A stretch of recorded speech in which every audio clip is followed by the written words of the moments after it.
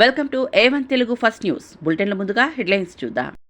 అనంతపురం జిల్లాలో మంత్రి నారా లోకేష్ పర్యటన. కళ్యాణదుర్గంలో ఉత్తమ కార్యకర్తల సమావేశం. హాజరైన లోకేష్ కార్యకర్తలకు దిశానిర్దేశం. చేసింది చెప్పుకోకపోవడం వల్లే గతంలో ఓడిపోయామన్న లోకేష్.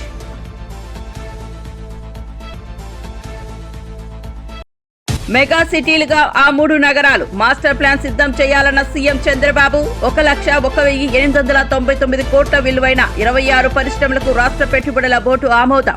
ఈ ప్రాజెక్టుల ద్వారా రాష్ట్రంలో 85,570 మందికి ఉపాధి అవకాశాలు. కేటీఆర్ తో కిషన్ రెడ్డి ఎందుకు జతగట్టారని రేవంత్ రెడ్డి ప్రశ్న. కేటీఆర్ అనే వ్యక్తి ఓ విషపెరుగు అని వెల్లడి. హైడ్రా మీద మీ ఏడుపు ఎందుకు? బతుకమ్మ కుట్టను ఆక్రమించింది ఎవరు అని ప్రశ్నించిన రేవంత్. ఈ రోజు నుంచి తెరుచుకోనున్న ప్రైవేట్ విద్యా సంస్థలు. డిప్యూటీ సీఎం భట్టితో ప్రైవేట్ ఉన్నత విద్యా సంస్థల యాజమాన్యాల చర్చలు సఫలం. తెరుచుకోనున్న ప్రైవేట్ విద్యా సంస్థలు. కాలేజీల యాజమాన్యాలు 1,500 కోట్లు అడిగాయి. ఇప్పటికే 600 కోట్లు విడుదల చేశామని వెల్లడి. ఇక వార్త వివరాల్లోకి వెళ్తే బీజేపీ సీనియర్ నేత కేంద్ర మంత్రి బండి సంజయ్ మాగంటి గోపీనాథ్ మరణంపై కీలక వ్యాఖ్యలు చేశారు. గోపీనాథ్ మరణం పూర్తిగా మిస్టరీగా మారిందని పేర్కొన్నారు. ఆసుపత్రిలో ఉన్న కొడుకుని తల్లి చూడనివ్వలేదంటే ఆ తల్లి ఏ స్థాయి నరకయాతన అనుభవించి ఉంటుందో ఊహించలేమన్నారు. అంతేకాక తండ్రి అంత్యక్రియలు చూడకుండా బీఆర్ఎస్ నేతలు అడ్డుకున్నారని గోపీనాథ్ కుమారుడు చెబుతున్నారని బండి సంజయ్ తెలిపారు. ఈ వ్యవహారం వెనుక ఉన్న అసలు నిజాలు వెలికి తీయాలని, సమగ్ర విచారణ జరిపించాలని ఆయన డిమాండ్ చేశారు. ఇవాళ కొంతమందికి 2 భార్యలు ఉంటున్నారు, 4 పిల్లలు ఉంటున్నారు. కానీ తల్లి ఒక్కతే ఉంటుంది అన్న. తల్లి ఒక్కతే ఉంటుంది. ఇన్ని సంవత్సరాలు పెంచి పోసేటువంటి తల్లికి ఇలా సొంత కొడుకును హాస్పిటల్లో చూసుకోలేని పరిస్థితి తీసుకొస్తే ఆ తల్లి ఎంత తల్లడిలాలే, ఎంత బాధ అనుభవిస్తుందో ఇవాళ ఇన్ని రోజులు ఈ సమాజాన్ని తెలియలే. సరే, ఆ తెర వెనుక ఎవరున్నారో మనకు సంబంధం లేదు. ఆ తల్లి ఏదో ప్రిపేర్ అయి చెప్పినట్లేదు. ఆమె ఆవేదన బయటకు వస్తున్నది. ఆమె చదువుకున్న నిన్న ఆమె చూస్తుంటే బాధ అనిపిస్తున్నది. ఇవాళ తెలంగాణ మొత్తం కూడా కోడే కూస్తున్నది. అరే పాపం, తల్లికి సొంత కొడుకును చూపెట్టారా? ఇంకా తల్లికి చూపెట్టకుంటే, భార్యకు చూపెట్టకుంటే, కొడుకుకు చూపెట్టకుంటే ఇంకెవరు చూపెడతారు? దీని వెనుక జరిగిన తతంగం ఏంది?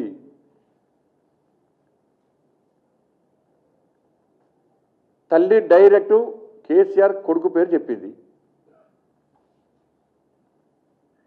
నా కొడుకు మరణము ఒక మిస్టరీ అన్నది. ఏంటి అది? ఆ రోజే చనిపోయిందా? అంతకంటే ముందే చనిపోయిందా? కొంతమంది కోసము లేట్గా అనౌన్స్ చేసి డిక్లేర్ చేసిరా? దీని మీద విచారణ జరపాల్సిన అవసరం పక్కా ఉంది. హాస్పిటల్ డాక్టర్ల స్టేట్మెంట్ రికార్డ్ చేయాలి, హాస్పిటల్ యాజమాన్యం స్టేట్మెంట్ రికార్డ్ చేయాలి. మాగంటి గోపీనాథ్ గారి యొక్క తల్లి, వాళ్ళ భార్య, వాళ్ళ కొడుకు, వాళ్ళ స్టేట్మెంట్ రికార్డ్ చేయాలి. చూసాను ఇవాళ, నేను వీడియో చూసినాను. వాళ్ళ కొడుకు పేరున్నది తారక్. నేను అమెరికా నుంచి మా నాన్న అంత్యక్రియలో పాల్గొనడానికి వస్తే నన్ను బీఆర్ఎస్ పార్టీకి సంబంధించిన మాజీ మంత్రి ఫోన్ చేసి రావద్దని బెదిరించిండు. ఇది మామూలు స్టేట్మెంట్ కాదు. ఇది వాళ్ళ తల్లి క్లియర్ అయిపోయింది. నేను చూడడానికి పోతే, ఐసీయూలో నా కొడుకుని చూడడానికి పోతే నన్ను చూపెట్టలేదు. కేసీఆర్ కొడుకుతోనే వేడుకున్నా, పట్టించుకోలేదు. ఆయన ఐసీయూలో పోయి చూసొచ్చిండు. ఏం జరిగిందో తెలియదు. నేను మళ్ళీ పోయి మొత్తుకున్నా, చూపెట్టే అవకాశం ఏంటని చూపెట్టలేదు. ఏం జరిగింది ఆడ? మంత్రి సీతక్క బీఆర్ఎస్ నేతలపై విరుచుకుపడ్డారు. కేటీఆర్, హరీష్ రావు నోటికొచ్చినట్టే అబద్దాలు మాట్లాడుతున్నారని తీవ్ర స్థాయిలో విమర్శించారు. మాగంటి గోపీనాథ్ మరణంపై తప్పుడు ప్రచారంతో ప్రజలను తప్పుదారి పట్టించే ప్రయత్నం చేస్తున్నారని ఆమె మండిపడ్డారు. సొంత చెల్లిని, గోపీనాథ్ తల్లిని ఇబ్బంది పెట్టారని ఆరోపణలు బీఆర్ఎస్ నేతల మీద ఉన్నాయని గుర్తు చేశారు. ఓడిపోతున్నామనే భయంతోనే హరీష్ రావు అవాస్తవాలు నీకు ఆడబిడ్డల్ని ఇబ్బంది పెట్టడంలో ఈ రాష్ట్రంలో, ఈ దేశంలో నెంబర్ 1 నువ్వే అనుకుంటా. ఎందుకంటే సొంత చెల్లిని సహించలేకపోయినాం. మాగంటి గారి తల్లిని కూడా ఇబ్బంది పెట్టినామని 90 ఏళ్ళ వయసు ఉన్నటువంటి ఒక తల్లి వచ్చి ఆమె ఆవేదన వ్యక్తం చేస్తుందంటే నువ్వు ఎలాంటి ఘనాపాటివో, ఎంత మోసకారివో, ఎంత మరి దుర్మార్గునివో నీ చెల్లి మాటలలో, మాగంటి గారి తల్లి మాటలలోనే బయటికి రావడం జరిగింది.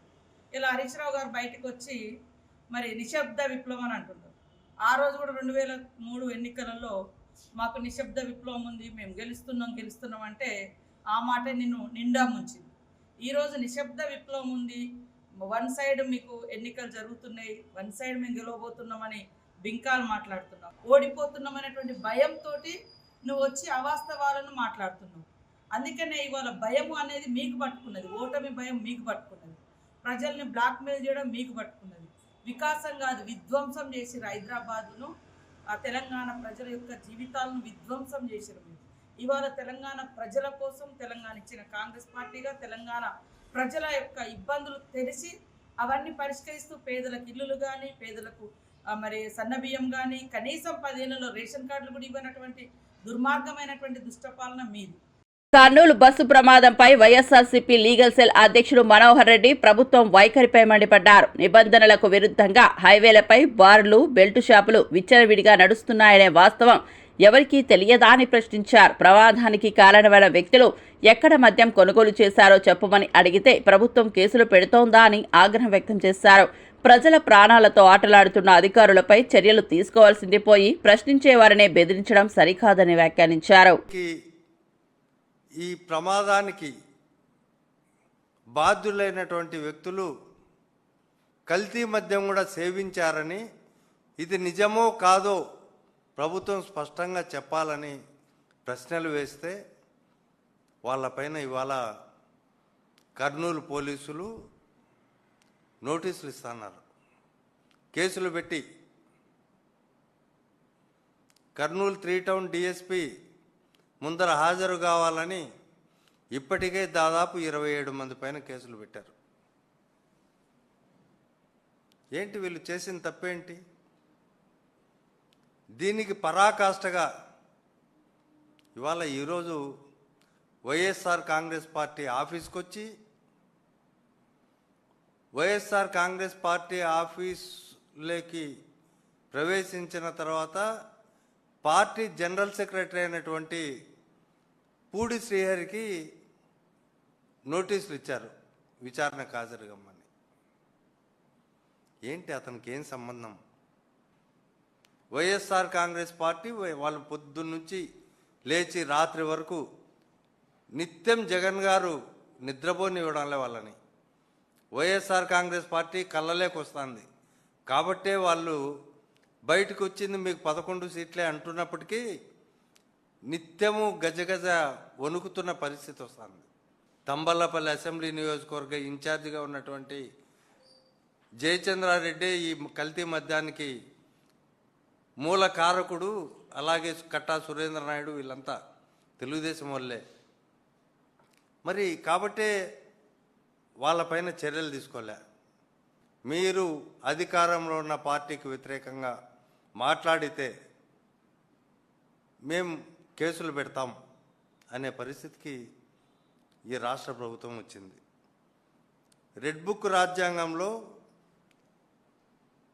ఇది చాలా పై స్థాయికి వెళ్ళిపోయారు. మాలపాటి భాస్కర్ రెడ్డి అని ఈ మధ్యనే యూకేలో ఉంటాడు. అతను యూకే సిటిజన్ యాక్చువల్గా, దాదాపు ఎప్పుడో 15 సంవత్సరాల క్రితం వెళ్ళాడు. వాళ్ళ తండ్రి చనిపోతే చూడ్డానికి వచ్చాడు పాపం. వస్తే అతని పైన అకారణంగా ఏదో ఒక మిషతో గతంలో ఎప్పుడో 10 ఏళ్ల క్రితం తెలుగుదేశం పార్టీని తిట్టాడని ఒక కేసు పెట్టారు. ఎవరి ద్వారా? తెలుగుదేశం పార్టీ నాయకుల ద్వారా. సరే, ఆ కేసులో బెయిల్ వస్తుందని తెలిసింది. వెంటనే ఏం చేశారు? పోలీసు వాళ్ళనే కొట్టారు అతనితో పాటు ఇంకో కేసు పెట్టారు. వైఎస్ఆర్సీపీ అధికార ప్రతినిధి కొండా రాజీవ్ గాంధీ కూటమి ప్రభుత్వంపై విమర్శలు గుప్పించారు. వైఎస్ జగన్మోహన్ రెడ్డి పాలన టార్చ్ బేరర్లా ప్రజలకు మార్గదర్శకంగా నిలిచిందని తెలిపారు. ఆయన హయాంలో ప్రజలకు మెరుగైన వైద్యం అందించారని, ఆ సమయంలో ప్రభుత్వ ఆసుపత్రులు ఆధునిక సదుపాయాలతో నిండిపోయి ఉన్నాయని గుర్తు చేశారు. కానీ నేడు కూటమి ప్రభుత్వం వైఫల్యం పాలనతో ప్రభుత్వ ఆసుపత్రులకు కరెంట్ సప్లై ఇవ్వలేని దుస్థితి నెలకొందని అన్నారు. నేను అడుగుతున్నా, ఏ విశాఖపట్నంలో ఎన్ని సంస్థలు లేవు? సరే, మీ ప్రభుత్వానికి బాధ్యత లేదు, మీకు చేతగా లేదు, మీరు ఏర్పాటు చేయలేకపోయారు. Waste government. బట్ మానవత్వం లేదా? హ్యుమానిటేరియన్ గ్రౌండ్స్ మీకు లేవా? ఏ విశాఖపట్నంలో స్టీల్ ప్లాంట్ ఉంది, హెచ్పిసిఎల్ ఉంది, లేదు అనుకుంటే దివీస్ ఉంది, ఫార్మా ఉంది, ఎస్ఈజెడ్ ఉంది. ఎంతమంది పెద్ద పెద్ద కంపెనీలు లేవండి? వాళ్ళని అడిగితే వాళ్ళ దగ్గర ఉన్నటువంటి జనరేటర్స్ పంపించరా, లేదా వాళ్ళ అద్దె తీసుకుని పంపించరా? అంటే మీరు కనీసం పట్టించుకోలేదు. This is clear cut negligence of the government. మీ ప్రభుత్వ నిర్లక్ష్య వైఖరి వల్ల నిన్న ప్రజలు నరక యాతన పడ్డారు, పేద రోగులు ఇబ్బంది పడ్డారు. చనిపోయినటువంటి మహిళ ఎవరైతే దేవి అని మరిపాలనకు చెందినటువంటి 45 ఏళ్ల మహిళ, ఆమె చనిపోయిందని ఆమె సోదరు చెప్తా ఉంది. ఆ వీడియోలు వైరల్ అవుతా ఉన్నాయి సోషల్ మీడియాలో. ఎవరు సమాధానం చెప్తారు? కలెక్టర్ గారు సమాధానం చెప్తారా, లేదంటే మంత్రి గారు సమాధానం చెప్తారా? ఆవిడ చెప్తుంది, నా చెల్లి వాయిస్ నాకు తెలీదా? నా చెల్లి ఊపిరాడక గాలి లేక ఇబ్బందులు పడుతున్నానంటూ నాకు చెబుతూ ఫోన్ లో ఆమె చనిపోయిందని చెప్పి కన్నీటి పరివంతం అవుతుందే. మీకు కొంచెమైనా మానవత్వం లేదా అని నేను అడుగుతున్నా. నిన్న విశాఖపట్నం కేజీహెచ్ లో ఇబ్బందులు పడి ఉసురు మన్న రోగుల ఉసురు తగిలి ఈ చంద్రబాబు నాయుడు ప్రభుత్వం మట్టి గొట్టగా పోక తప్పదు అని చెప్పి తెలియజేస్తూ, ఊరికే సమిట్ల పేరు చెప్పి అభివృద్ధి ముసుగులో రంగులు మార్చుకుంటూ విశాఖపట్నం ఊరు వాడా కూడా zebra lines white and black అని మార్చి ఎల్లో అండ్ బ్లాక్ గా చేస్తున్నటువంటి మీ ప్రభుత్వం, మీ ప్రచార యావ మీద పెట్టినటువంటి శ్రద్ధ ప్రజా ఆరోగ్యం మీద మీరు పెట్టాలని చెప్పి ప్రభుత్వాన్ని నేను డిమాండ్ చేస్తా ఉన్నా. మాగంటి గోపీనాథ్ మరణంపై జరుగుతున్న రాజకీయ చర్చలపై సీఎం రేవంత్ రెడ్డి స్పందించారు. ఈ ఘటనను తాను ఎట్టి పరిస్థితుల్లోనూ రాజకీయం చేయదలుచుకోలేదని స్పష్టం చేశారు. గోపీనాథ్ తల్లి ఆరోపణల మేరకు కేటీఆర్ వచ్చే వరకు మరణాన్ని ధృవీకరించలేదని, వేలిముద్రలు కూడా తీసుకున్నారనే వార్తలు వస్తున్నాయని పేర్కొన్నారు. ఈ ఆరోపణలపై ప్రభుత్వం సీరియస్ గా ఉందని, చట్టం తన పని తాను చేసుకుపోతుందని తెలిపారు. కమాండ్ కంట్రోల్ రూమ్ గాని కట్టినరు. రైతుల కోసం 1 కోటి ఎకరాలకు నీళ్లు ఇస్తామని చెప్పి 1,00,000 కోట్లు ఖర్చు పెట్టిన కాళేశ్వరం కూలిపోయింది. ఈ తెలంగాణ రాష్ట్రానికి ప్రయోజనం చేకూర్చే విధంగా ఏ ప్రణాళికలైనా కేసీఆర్, నరేంద్ర మోడీ గారు, కిషన్ రెడ్డి గారు, కేటీఆర్ గారు చేసిండ్రా? పోల్చి చూడండి. 10 సంవత్సరాల వాళ్ళ పరిపాలనను పోల్చండి, విశ్లేషించండి. మీడియా మిత్రులు మీరు పూర్తిగా ప్రణాళికబద్ధంగా ఒక్కొక్క డిపార్ట్మెంటుని, అగ్రికల్చర్, ఇరిగేషన్, ఎడ్యుకేషన్, మున్సిపల్, ఇట్లా ఏ శాఖకు ఆ శాఖకు విడదీయండి. ఏదైనా ఒక ప్రణాళికతోని వీళ్ళు ఏమైనా వ్యూహరచన చేసిండ్రా? 16,000 కోట్ల మిగులు బడ్జెట్తో అప్పచెప్తే 8,11,000 కోట్ల రూపాయల అప్పుతోని మాకు అప్పచెప్పారు. ఏ ఒక్క రోజు కూడా భవిష్యత్ ప్రణాళికలను ఏమైనా రచించిండ్రా? హైటెక్ సిటీ పక్కన కట్టిన శిల్పారామం కూడా ఆనాడు మేము నిర్మించిందే. ఈ రోజు ఐటీ కంపెనీలు కానీ, ఫార్మా కంపెనీలు కానీ, ఎడ్యుకేషనల్ ఇన్స్టిట్యూట్స్, ఐఎస్బి కావచ్చు, నల్సర్ కావచ్చు, IIIT కావచ్చు, ఇట్లా చెప్పుకుంటూ వెళ్తే చాలా అంతర్జాతీయ ప్రమాణాలు కలిగిన విద్యా సంస్థలు ఈరోజు సిలికాన్ వ్యాలీని మనోళ్ళు డిక్టేట్ చేయగలుగుతున్నారంటే ఆనాడు మేము ఏర్పాటు చేసిన విద్యా సంస్థలే ఈరోజు ప్రపంచ స్థాయిలో మనకు గుర్తింపు తీసుకొచ్చినాయి. ఒక్క అదనపు ఎయిర్పోర్ట్ అయినా మన తెచ్చిండా? మేం కట్టిన శంషాబాద్ అంతర్జాతీయ ఎయిర్పోర్టే తప్ప 10 సంవత్సరాలలో ఒక్క కొత్త రైల్వే లైన్ కానీ, ఒక్క కొత్త అంతర్జాతీయ ఎయిర్పోర్ట్ కానీ, పోనీ డొమెస్టిక్ ఎయిర్పోర్ట్ కానీ, లేకపోతే మనకు ఇలాంటి అభివృద్ధి కార్యక్రమాలు ఏమైనా తీసుకొచ్చిండ్రా వీళ్ళిద్దరూ? మనం ఇచ్చిన ITIRను రద్దు చేయడం తప్ప ఏఐబీపీ. జూబ్లీహిల్స్ ఉప ఎన్నికల ప్రచారంపై పర్యాటక మరియు ఎక్సైజ్ శాఖ మంత్రి జూపల్లి కృష్ణారావు కీలక వ్యాఖ్యలు చేశారు. జూబ్లీహిల్స్ నియోజకవర్గంలో అధిక మెజార్టీతో గెలుస్తామనే నమ్మకం ఉందని తెలిపారు. ఈ విషయం బీఆర్ఎస్ నేతలకు జీర్ణించుకోకపోవడం కష్టంగా మారిందని వ్యాఖ్యానించారు. అందుకే వారు అసత్య ప్రచారాలు చేస్తూ ప్రజల్లో గందరగోళం సృష్టిస్తున్నారని ప్రయత్నిస్తున్నారని విమర్శించారు. రేవంత్ రెడ్డి నాయకత్వంలో రాష్ట్ర ప్రభుత్వం అభివృద్ధి పథంలో ముందుకు సాగుతుందని జూపల్లి పేర్కొన్నారు. అట్లాగే బాకీ కార్డు అని టీవీలు పెట్టి గలీలలో చూసే ప్రయత్నం చేస్తూ ఉన్నారు. మీ బాకీ కార్డు 2,500 రూపాయలు పెన్షన్ ఎక్కడ పోయింది, తులం బంగారం ఎక్కడ పోయింది అని చూపిస్తూ ఉన్నారు. నేను కేటీఆర్ను సూటిగా సవాల్ విసురుతా ఉన్నా. ఎవరు ఎవరికి బాకీ పడ్డరు లెక్క చూస్తే? ఎందుకంటే మీరు చెప్పిందేదో ప్రజలు నమ్ముతారు అనుకుంటున్నారు. మీరు పెయిడ్ డబ్బులు ఇచ్చి సోషల్ మీడియాలో అడ్డగోలు రాయించేటువంటి అబద్ధాన్ని నమ్ముతారు మీరు అనుకుంటా ఉన్నారు. ఎవరు ఎవరికి బాకీ పడ్డరు ఒక లెక్క నా ప్రశ్న సమాధానం చెప్పు.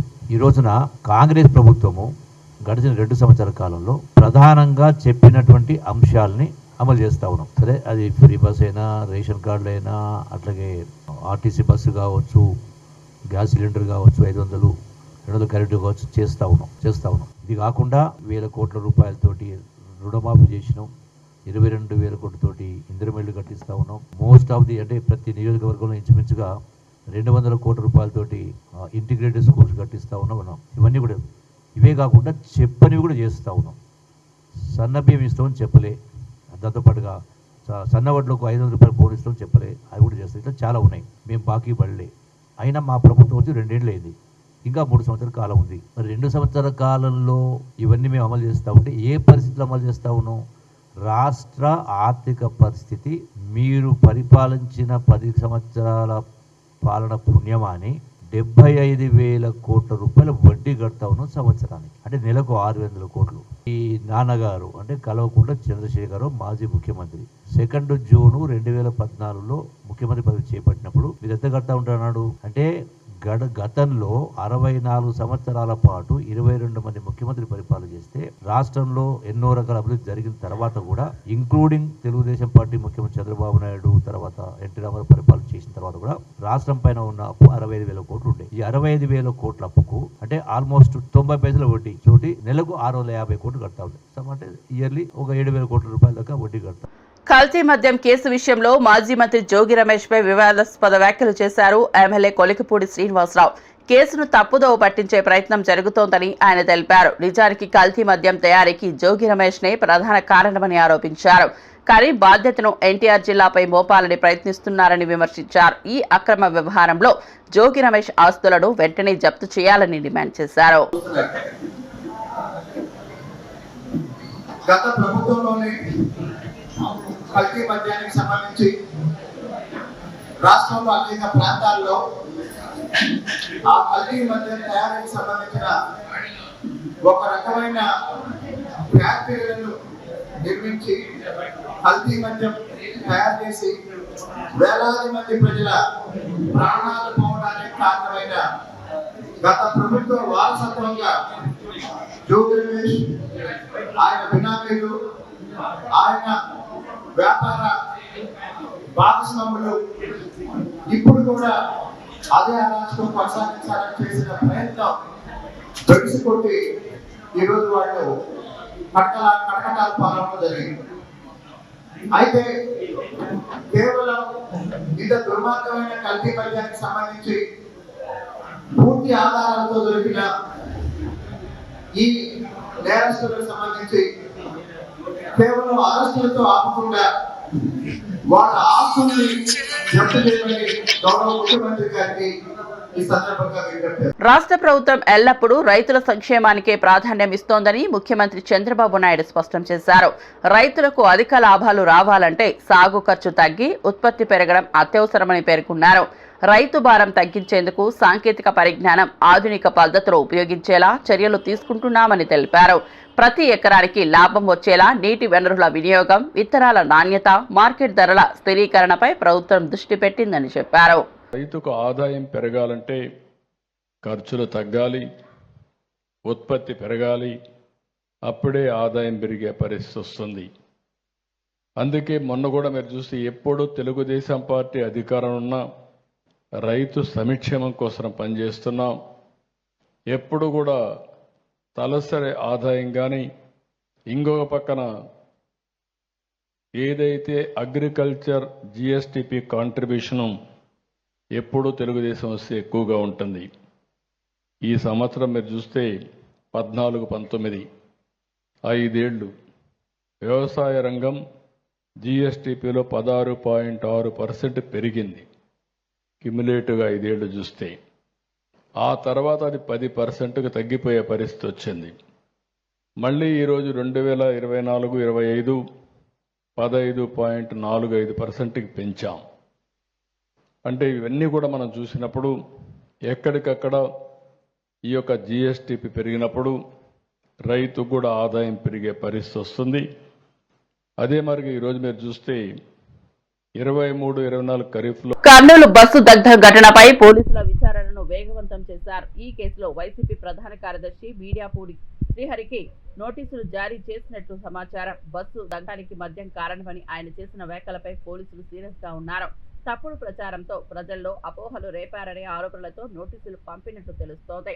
ఇప్పటికే ఈ కేసులో 27 మంది పోలీసులు చర్యలు తీసుకున్నారు. సాక్ష్యాధారాల ఆధారంగా విచారణ కొనసాగుతోందని, ఎవరైనా నిరాధార ఆరోపణలు చేస్తే చట్టపరంగా ఎదుర్కోవాల్సి ఉంటుందని అధికారులు హెచ్చరించారు.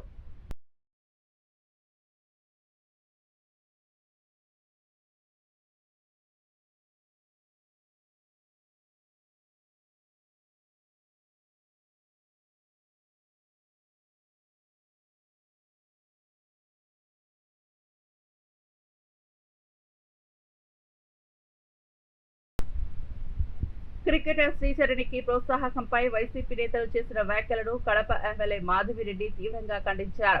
ప్రోత్సాహకం ప్రకటించక ముందే బురద చల్లే ప్రయత్నం చేస్తున్నారని మండిపడ్డారు. క్రీడాకారులను ప్రోత్సహించడం ప్రభుత్వ ధ్యేయమని, కానీ వైసీపీ నేతలు రాజకీయ లాభాల కోసం అబద్ధాలు ప్రచారం చేస్తున్నారని విమర్శించారు. ఉనికి కోసం టీడీపీ నుంచి వలసపోయిన కొంతమంది నేతలు ఇప్పుడు ఆరోపణలు చేస్తూ ప్రజలను తప్పుదోవ పట్టిస్తున్నారని ఆమె ఎద్దేవా చేశారు. ఎద్దేవా చేస్తూ ఉంటారు. మన ప్రభుత్వము, కూటమి ప్రభుత్వము చేస్తున్న సంక్షేమ కార్యక్రమాల మీద రాద్ధాంతం చేస్తూ, మన రాష్ట్రంలో ఏ విషయం జరిగినా దాన్ని ఎద్దేవా చేస్తూ వాళ్ళ ఉనికిని కాపాడుకోవడానికి వాళ్ళు ఈరోజు పాపం స్ట్రగుల్ అవుతూ ఉంటారు. ముఖ్యంగా ఆ పార్టీలో పుట్టిన వాళ్ళకంటే తెలుగుదేశం పార్టీలో పుట్టి పదవులు అనుభవించి టికెట్లు తీసుకున్న వాళ్ళు, ఈ దఫా వాళ్ళకి అవకాశం లేని వాళ్ళందరూ ఆ పార్టీలో చేరి వాళ్ళ యొక్క హడావిడి ఎక్కువగా ఉంది. పాపం ఆ పార్టీలో పుట్టిన వాళ్ళకి వాళ్ళ పార్టీ కంటే తెలుగుదేశం పార్టీ, కూటమి ప్రభుత్వం, శ్రీ నారా చంద్రబాబు నాయుడు గారు బాగా సేవ చేస్తున్నారు. ప్రజలకి బాగా వాళ్ళ పరిస్థితులకు అనుగుణంగా వాళ్ళకి కావాల్సినవన్నీ సమకూరుస్తూ ముందుకు పోతుందని వాళ్ళ పార్టీలో ఉన్న వాళ్ళందరూ ఒప్పేసుకుంటున్నారు. బట్ ఇక్కడి నుంచి పోయిన వాళ్ళు, మైగ్రేట్ అయిన వాళ్ళు మాత్రమే రాద్దంతా చేస్తున్నారు. ఎందుకంటే ఉనికి చాలుకుంటున్నారు. ఈరోజు అంత వరల్డ్ కప్ సాధించి ప్రజలందరూ సంతోషంగా ఉంటే, మన రాష్ట్రానికి చెందిన, అది మరి కడపకు చెందిన అమ్మాయి ఆ యొక్క టీంలో మెంబర్ అయిపోయి ఈ విజయానికి ఆమె కూడా కారణం అవడం గురించి అందరూ ఆనందాలు వ్యక్తం చేస్తుంటే, ఒక్క చిటికెడు ఉప్పు పాలనట్టు ఎరగొడుతుందో ప్రజల యొక్క ఆనందాన్ని వీళ్ళు ఇలా ఎద్దేవా చేస్తూ అవహేళన చేస్తూ ఉంటారు. ఇది కూడా ప్రజలందరూ గమనిస్తున్నారు. ఈరోజు పొద్దున్నే శ్రీచరణి చంద్రబాబు నాయుడు గారిని, లోకేష్ గారిని ప్రత్యేకంగా కలవడం జరిగింది. అక్కడి నుంచి బయలుదేరి కడపకు రాబోతా ఉంది. ఈ నాయకులు మాట్లాడతారు, ఏం చేసినారు రాష్ట్రంలో, ఈ యొక్క క్రికెట్ ఆడిన అమ్మాయికి ఏమి ఇచ్చినారు, ఏం గౌరవం ఇచ్చినారు అంటూ ఎద్దేవా చేస్తూ ఉండరు. పక్క రాష్ట్రాల వాళ్ళు ₹1 కోటి ఇచ్చినారు, మనోళ్ళు ఏం పట్టించుకోవట్లేదు. మా యువ నాయకుడు నారా లోకేష్ గారి గురించి ఎద్దేవా చేస్తూ జెర్సీ వేసుకొని పోయినాడు బొంబాయి మ్యాచ్కి, మరి ఏమి చేసినాడు అని చెప్పేసి. ఎంత తొందరంటే ఇది మాట్లాడకపోతే మళ్ళీ ప్రభుత్వం ఇచ్చేసినా కూడా మాట్లాడకపోతే మా యొక్క మైక్ మీద పట్టుకున్న మాటలు ఎవరు వినరని ఆత్రం, ఆవేశం ఎక్కువ అయిపోయిందనమాట. వాస్తవంగా ఏ రోజు మ్యాచ్ అయిందో అదే రోజు రాత్రి మన అధ్యక్షుడు, parliament polit bureau member Srinivas Reddy గారు లోకేష్ గారితో మాట్లాడడం జరిగింది. మా కడపకు చెందిన అమ్మాయి ఈ టీంలో ఉంది, ఆమెకి మనము సరైన గౌరవం ఇస్తూ ఆమెను సన్మానించుకోవాల్సిన అవసరం ఉందంటే, లోకేష్ గారు దానికి స్పందించి మొత్తం సద్దుమణిగని మనం బాగా ఆలోచించి మన యువ క్రీడాకారిని మనము సన్మానిద్దాము, గౌరవిద్దాము, తగిన రీతిలో గౌరవిద్దామని చెప్పి ఆయన చెప్పడం జరిగింది. ఈ యొక్క కాన్వర్జేషన్కి నేనే సాక్షి. ఏ విధంగా మా నారా లోకేష్ గారు, మా ముఖ్యమంత్రి నారా చంద్రబాబు నాయుడు గారు మహిళ పక్షపాతో ఆ విధంగానే ఈరోజు సగౌరవంతో వాళ్ళు కలవడం జరిగింది మన యువ క్రీడాకారిని. అక్కడి నుంచి తను ఇక్కడికి వస్తోంది కడపకు. ఈ లోపలే మీ అందరికీ తెలుసు, 2.5 కోట్ల రూపాయలు మాకు బహుమతిగా ప్రకటించడం జరిగింది. గ్రూప్ 1 స్థాయి ఉద్యోగం ప్రకటించడం జరిగింది. అలాగనే కడపలో దాదాపు 1000 గజాల స్థలాన్ని కూడా ప్రకటించడం జరిగింది. అనంతపురం జిల్లా కళ్యాణదుర్గం నియోజకవర్గంలో తెలుగుదేశం పార్టీ ఉత్తమ కార్యకర్తల సమావేశం ఘనంగా జరిగింది. ఈ కార్యక్రమానికి టీడీపీ జాతీయ ప్రధాన కార్యదర్శి, రాష్ట్ర మంత్రి నారా లోకేష్ హాజరయ్యారు. కార్యకర్తలు పార్టీ బలానికి వెన్నెముకలని అభివర్ణించిన లోకేష్ పనిచేసే వారందరికీ తగిన గుర్తింపు తప్పక దక్కుతుందని స్పష్టం చేశారు. ప్రభుత్వం చేస్తున్న అభివృద్ధి కార్యక్రమాలు, సంక్షేమ పథకాలను ప్రజల్లోకి తీసుకెళ్లే బాధ్యత ప్రతి కార్యకర్తదేనని పిలుపునిచ్చారు.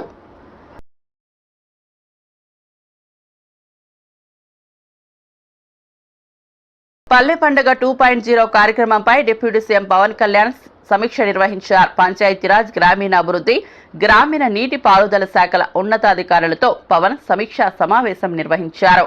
గ్రామీణ ప్రాంతాల అభివృద్ధిలో పల్లె పండుగ కీలక పాత్ర పోషిస్తోందని పేర్కొన్నారు. త్వరలో geo rural road management system అందుబాటులోకి రానున్నట్లు వెల్లడించారు.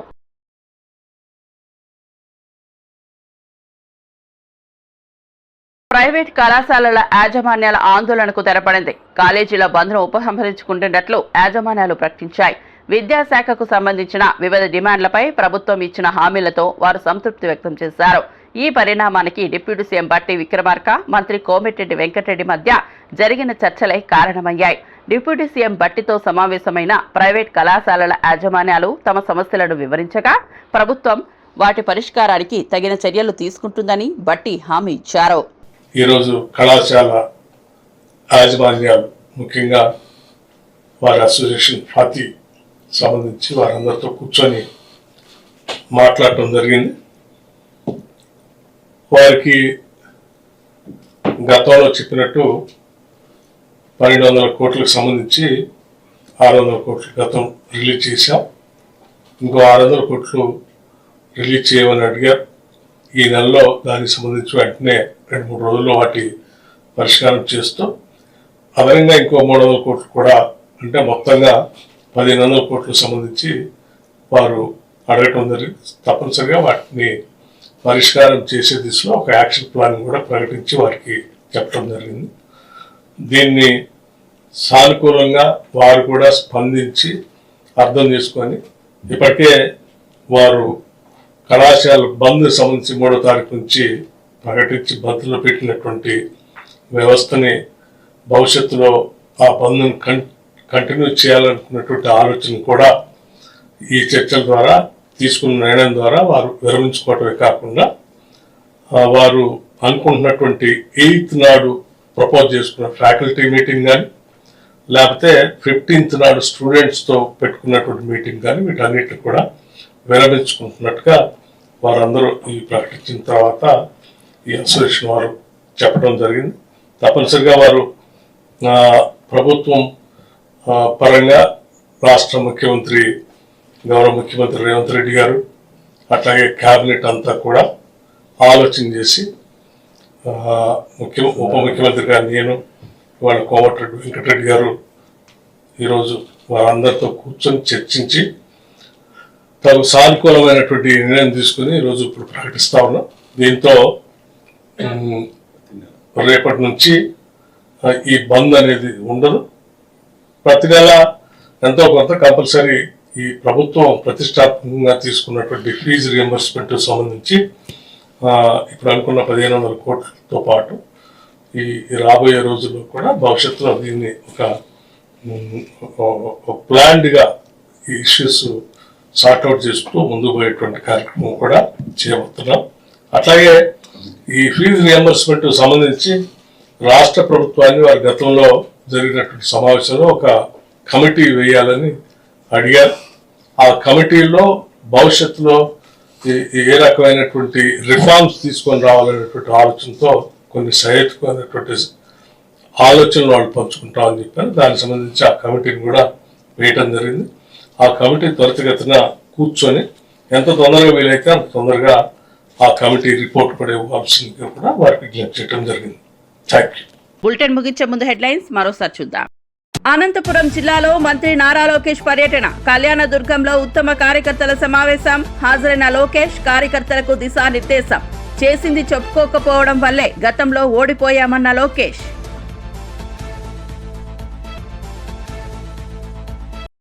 మెగా సిటీలుగా ఆ 3 నగరాలు మాస్టర్ ప్లాన్ సిద్ధం చేయాలన్న సీఎం చంద్రబాబు. 1,01,899 కోట్ల విలువైన 26 పరిశ్రమలకు రాష్ట్ర పెట్టుబడుల బోర్డు ఆమోదం. ఈ ప్రాజెక్టుల ద్వారా రాష్ట్రంలో 85,570 మందికి ఉపాధి అవకాశాలు. కేటీఆర్ తో కిషన్ రెడ్డి ఎందుకు జతకట్టారని రేవంత్ రెడ్డి ప్రశ్న. కేటీఆర్ అనే వ్యక్తి ఓ విషపెరుగు అని వెల్లడి. హైడ్రా మీద మీ ఏడుపు ఎందుకు? బతుకమ్మ కుంటను ఆక్రమించింది ఎవరు అని ప్రశ్నించిన రేవంత్. ఈ రోజు నుంచి తెరుచుకోనున్న ప్రైవేట్ విద్యా సంస్థలు. డిప్యూటీ సీఎం భట్టీతో ప్రైవేట్ ఉన్నత విద్యా సంస్థల యాజమాన్యాల చర్చలు సఫలం. తెరుచుకోనున్న ప్రైవేట్ విద్యా సంస్థలు. కాలేజీల యాజమాన్యాలు 1500 కోట్లు అడిగాయి. ఇప్పటికే 600 కోట్లు విడుదల చేశామని వెల్లడి. మరిన్ని అప్డేట్స్ కోసం చూస్తూనే ఉండండి A1 తెలుగు ఫస్ట్ న్యూస్.